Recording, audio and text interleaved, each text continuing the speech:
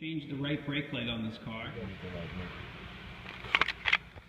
So here are the replacement bulbs, 3157s, and you look for something like this in the car, and there we go.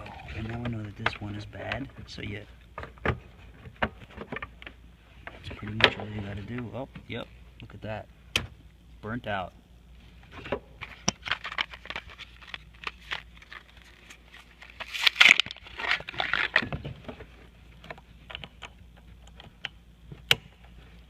Okay.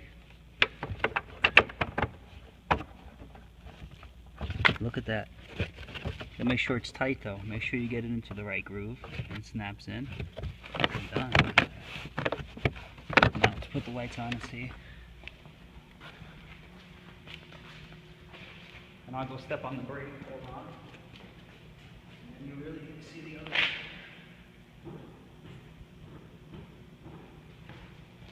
D-O-N-E.